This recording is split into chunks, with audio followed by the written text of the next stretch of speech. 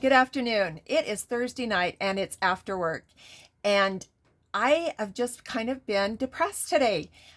After this weekend, when it was just so beautiful and I was able to get out into my garden and get it cleaned up and get the hoses all taken care of and do some water fixes and decide what we were going to do for the electrical situation in my greenhouse, I was just excited and I was vibrant and I was ready to go. And we even had a couple of days this week where I had weather that was above 65 degrees. But on those days, I had my grandkids. I was watching them for my daughter while she was out of town. And I wasn't really able to get out here because when I come out here and I work in the garden, that little 2-year-old grandson loves to run. And I was afraid he was going to get up in the trees and I was never going to be able to find him because he has no fear. He runs and just goes everywhere, wherever he wants to go. And he doesn't know the word no. And he doesn't seem to respond to his name if you're hollering at him. So I just didn't bring him out here. And so I just haven't had the time to get out here and do anything. Today, it's Thursday. Today, it has not been above 50 degrees all day. And tonight, it's not supposed to be above 20. I don't know what's going on. This has been a year of unbelievable amounts of things. We have had so much snow all over the state of Utah. And we prayed for snow when we weren't getting it. And then we complained about it when we got it. And now we think the spring's come and then the spring's gone. And yet we want it to kind of cool off so that the snow will come out of the mountains in a more gentle and a more caring way so that not all of us are going to be flooded out. So I guess I'll stop complaining about the fact that spring has kind of taken a siesta today. But I wanted to talk to you guys a little bit about the seeds that I've gotten. Now, in the past, when I have gotten seeds to put in the ground for zucchini or pumpkins, cucumbers, things like that, I've just gone down to my local nursery or to Tractor Supply, IFA, places like that that have reputable seeds. And I've just gotten them there. Well, this year, when I decided that I was going to start everything from seed, I decided that whatever the first seed catalog was that came to my post office box, that's who I was going to start using. So this year it happened to be Gurney's. And I decided in November, when I first got that seed catalog, that I was going through and seeing the things that I wanted to plant and the new things I wanted to try. And I was so excited. And so I ordered my first batch of seeds and they were here before the end of December. And then I decided that I was going to do more for my medicinal herbs and my culinary herbs. And so I couldn't find those in that catalog. So I had to start doing a little research. And it's really funny, but the place that I found most of my medicinal herbs was in Etsy. And the prices were good. And I could find things that were a little bit different that I couldn't find anywhere else. And so those are one of the things you need to keep in mind. If you can't find something that you want, a specific kind of tomato, a specific type of herb that you can't find down at Tractor Supply or at your nursery or, whoever sells seeds. If you can't find that, go to Etsy, type in what you want and see what you can find. I was pleasantly surprised. And when I started doing that, I thought, I need to organize this a little bit better. And unfortunately, I am an organization fiend when it comes to things like this. Not so much my house, but when it comes to my seeds or canning recipes or whatever it is I'm really organized when it comes to that. So I decided I needed something to keep these seeds in because I'm aware that I probably will not use all of the seeds that I have gotten, that I've purchased, but I might use part of them. And so I thought I'm going to keep this organized so that I know where those seeds are should I want to go find them again. So I got these wonderful little boxes, or they're really not very little boxes. They're pretty big boxes. And they are, if you can see that, they are to organize photos in. And I heard about this from somebody on another gardening site. And it's an excellent idea. And of course I had to get the one that was all the bright colors. And so, like I've told you before, I kind of overdo some things. So I bought 2 of them. And I started with the first one, and I started doing my vegetable seeds. And I don't know if you can see that, but it says vegetable seeds A and B. And I thought, I'll just do them by alphabet. But unfortunately, there's only 16 in each box. So I thought, that's not going to work. So I decided I'd do 2 letters per box. And this one is full. You can tell. See, there's no room in there.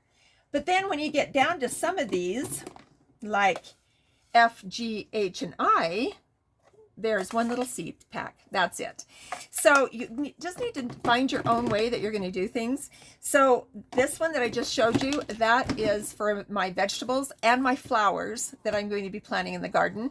And then I have another one for the culinary herbs and the medicinal herbs. Now, if you'll see, the culinary herbs say A through O and P through Z. That's because there's not that many, and they, see, they're not very full, and they shake. So you can tell that there are not very many in there. But when it came to the medicinal herbs, I found that there are so many that I have just 2 letters for every single box. And I have every single box filled. Not filled, I shouldn't say, but I have seeds in every single one of those boxes, every single one of those letters. And so now I know exactly where my seeds are. And when I get a new seed, like today, I had a box come that said that they were from Seeds for Generations. They weren't really seeds. They were comfrey sorts. And I had heard where comfrey is really hard to start from seeds. And so I went ahead and ordered a plant that was already started, that was bare root. But then after I got all those seeds, I decided I'd organize them a little bit more. And so I started by organizing them by alphabet. And I did a little research on them, like how far I should have to plant them apart and how deep and how long it's going to take them to germinate and whether they have to be put in somewhere cold for a week before you plant them, or if they had to be moistened before you put them in the ground, all those kind of things.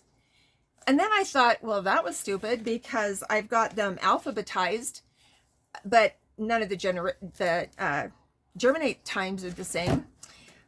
So then I organized them another way, and that was I put together this little book, and I did the vegetable seeds to start with, and I started with if they germinate 4 to 7 days, and that went on 4 to 7, 7 to 10, 10 to 15, you know, so on and on, until I got to some that take between 20 and 30 days to germinate. And I did that because what I was going to do is then I was going to start planting them by how long it takes them to germinate. But when you get to medicinal herbs, there are some medicinal herbs that will take over 40 days to germinate. So then I thought, well, that's great. I'm going to have them planted first, but I don't know that I'm going to want them taking up most of the space on my tray, on my my tables that I have. I want those to be the seeds that I'm going to use most of the time. So what I'm going to do is I'm going to start with the vegetables first. I'm going to start with the seeds that have to be in the ground or are going to have quick germination times, which are things like Brussels sprouts and cabbage, lettuce, pumpkins, squash, those kind of things. Those will germinate with 4 to 7 days. So I'm going to know how successful I am pretty fast with those. But, and this is a big but, none of my seeds are in the ground yet. I have, like I've shown you in the past, I have done some of the bare-rooted vegetables. All of the bare-rooted bushes that I've gotten so far are in the ground, or not in the ground, are planted. All of the strawberries are planted. All of the trees that I've gotten so far are planted. And they're in the greenhouse and they're doing great.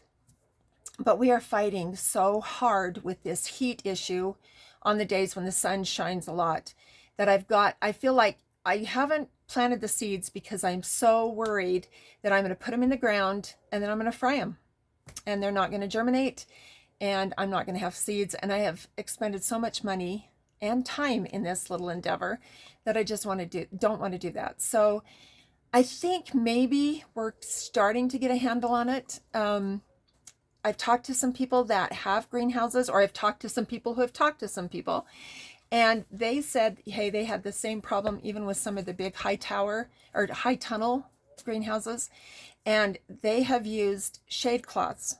And so I have a shade cloth for this greenhouse.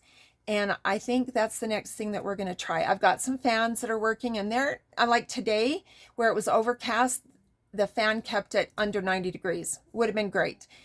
But we just now got to decide what we're doing with all the shade. I'm excited, guys. I really am. I just want it to be spring. I want to go outside and stay days after days after days outside.